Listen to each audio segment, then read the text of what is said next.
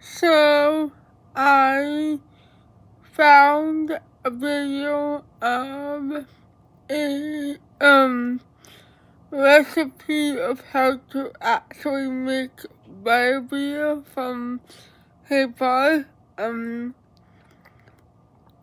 And I thought it was pretty cool, so I thought I would share it here with you guys.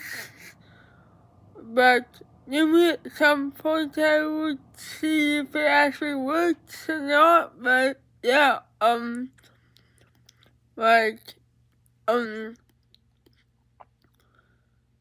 I can see of the video, it is pretty cool, and it's a pretty fun recipe. Might be only in the US or UK thing, but hey, if this actually works, then, and you can find stuff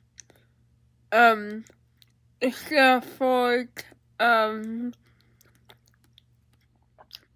somewhere outside the US or outside the UK,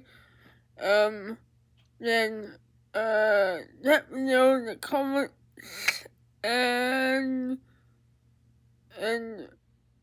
we'll see if it works at some point, if I decide to try it.